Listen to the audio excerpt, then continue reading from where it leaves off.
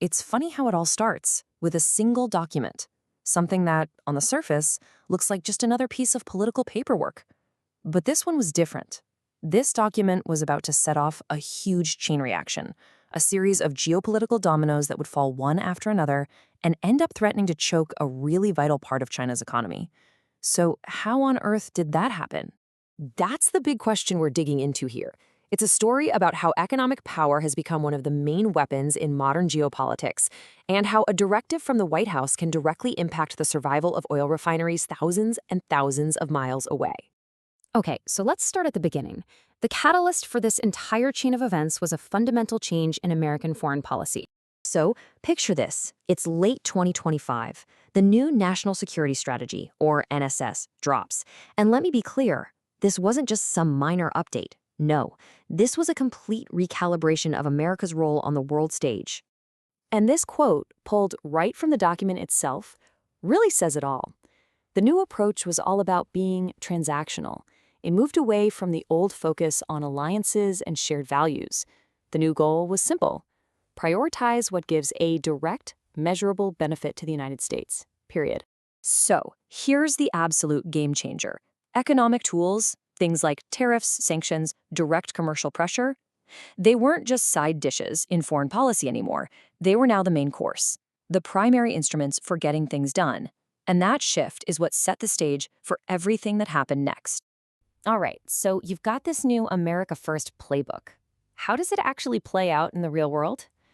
Well, the first test came almost immediately, and it was aimed squarely at Iran and its, let's call it, creative oil trade.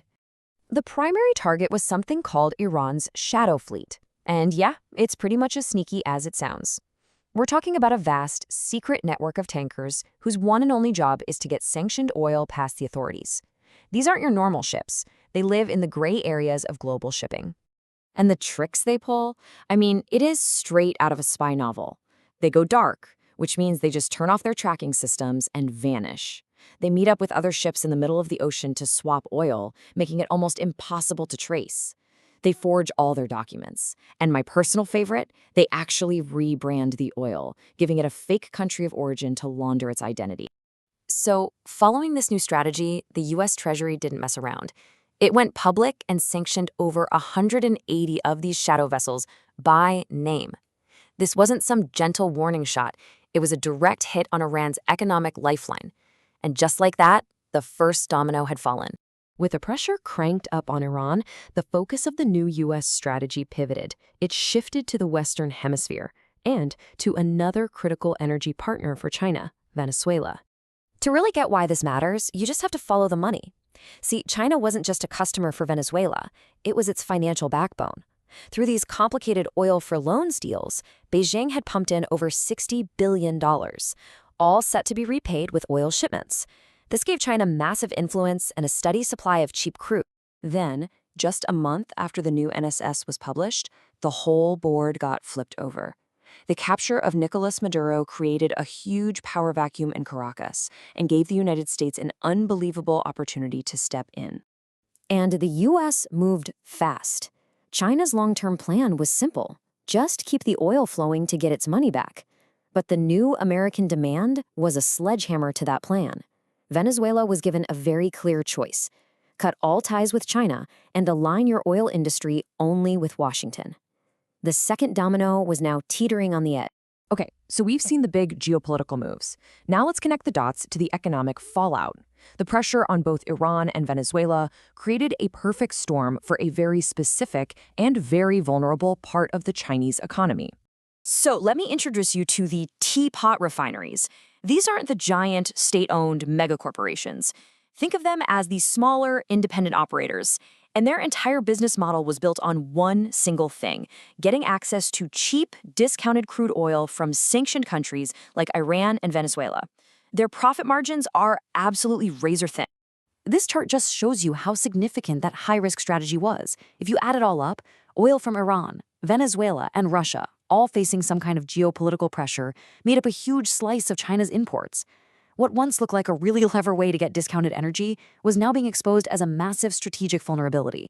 For the teapots, the squeeze was immediate and it was intense. Their cheap crude was just drying up. They had to scramble to find replacements on the open market, which were way more expensive. Many of them had to pay for costly retooling to handle different kinds of oil. Those tiny profit margins, they just vanished overnight, and a lot of them faced the very real threat of going bankrupt.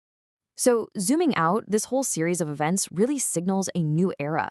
The battlefield for global influence is becoming more and more economic, and it looks like energy supply chains are the new front lines. I mean, just look at the timeline. It's stunning how fast this all happened. In the span of about a month, a new strategy gets announced, and two of China's key energy suppliers get severely disrupted. Each event directly set up the next one, a classic domino effect. And this right here is the bottom line. Where the old playbook was all about alliances and diplomacy, the new playbook is unilateral, using direct economic leverage as the primary weapon. For China, this meant the game had completely changed. This wasn't managed competition anymore. It was direct economic confrontation. And that brings us to the core lesson of this whole story. For years, Beijing thought it had outsmarted everyone by building an energy web based on sanctioned states. But in the end, that didn't provide security. It created a fragile system that could be unraveled by a determined rival. Which leaves us with a final and pretty critical question. China's old strategy is broken. The lifelines that it spent 2 decades building are now fraying. So, facing this new reality of economic warfare, the clock is ticking for Beijing to find a new source of energy security. The question is, can it adapt in time?